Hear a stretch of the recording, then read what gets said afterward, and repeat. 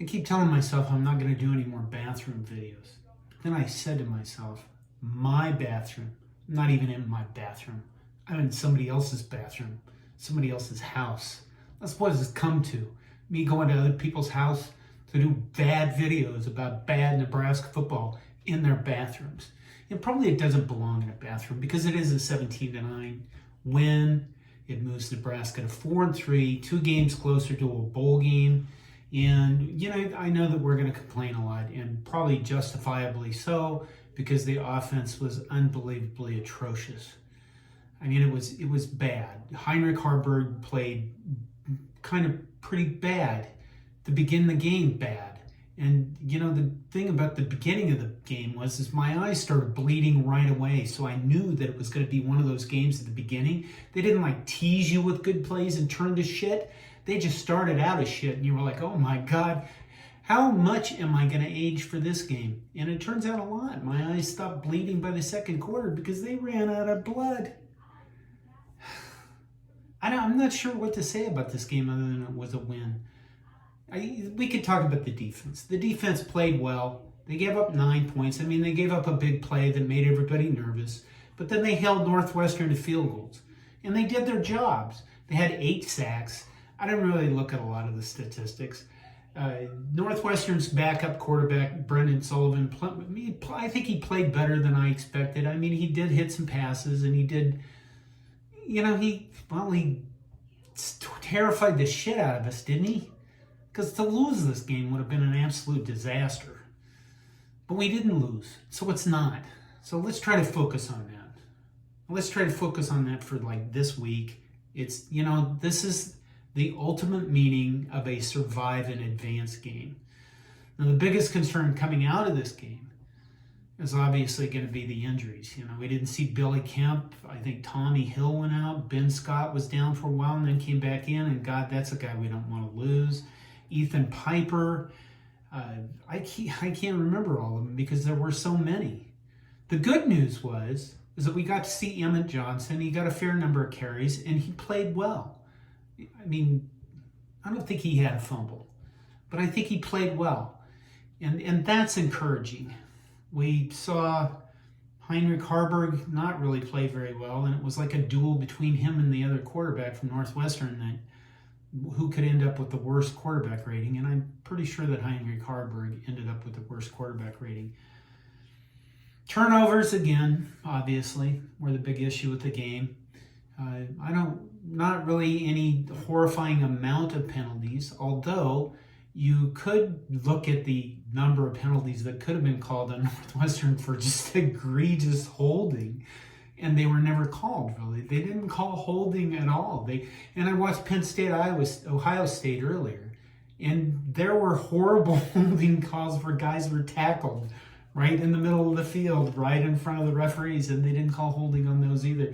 So it's obvious they just don't call holding ever. So I know that's going to be a big issue, as we're going to see clips of that on social media. Why didn't they call holding? Well, because they don't call it. It's not just against Nebraska. They don't call it against anybody. And I don't know why that is.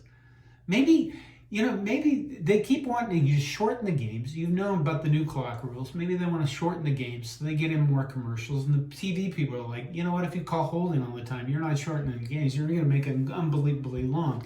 So they go to the refs and they offer them mafia deals. I don't know.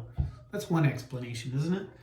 Let's see what else happened in the game. Joshua Fleeks, it looked like he screwed up one play because he didn't know what was going on. Again, this is an instant reaction. I haven't looked at this again. I don't think I will because, my God, why would you want to watch this game again? Unless you were forced to. I mean, if somebody gave you $200 and said, I'll pay you to watch this game again, would that be enough? Again, we won. And again, I don't know why we were throwing the ball that much necessarily, although you can't just run the ball all the time. We did have one of those offensive series where it was 3 passes and then we were, done. And I'm not really going to go on much further. The point is, Nebraska wins. Nebraska moves to 4-3. Nebraska gets Purdue next, I'm pretty sure.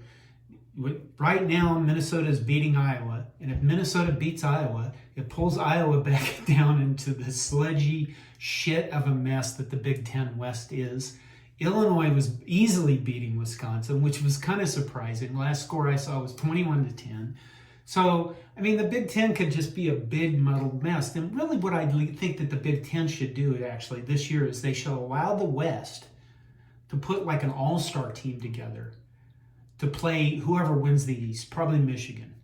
You know, it'd be the Big Ten West All-Stars versus Michigan or Ohio State, because one of those two teams is going to win it. And then I know this, you guys would buy a Big Ten West All-Stars t-shirt. I know this. You would, wouldn't you? Last year divisions, they need to get it done. In case you're wondering who should play quarterback, it'd be Hudson Card from Purdue. Not any of our guys. And not anybody from Northwestern. Certainly not anybody from Iowa. Minnesota's 8th in K. Maybe if he had a good day. But you could assemble a team that still probably get the shit beat out of him, but it'd be interesting and fun, wouldn't it? But today, overall in the Big Ten West, I mean, if you look out there and you're thinking, God, this is horrible, I'll leave you with this positive thing. If you're right now thinking, oh God, we're not going to get to a bowl, shame on you. We should be able to beat anybody we have left. With this defense, God knows maybe not this offense, but we should. We should be easily able to get to a bowl. And we could potentially still win the Big Ten West because Iowa right now could lose to Minnesota, and that would be so much fun. And it's, you know what? Take positivity from this, because like I said, it is a win. And maybe make fun of the people who have this in their bathroom. I wouldn't, that's kind of loud, isn't it? Okay. Thank you for your support. Thanks for watching me and supporting the channel. This is John Johnston, CornNation. Go buy a t-shirt. Go Big Red.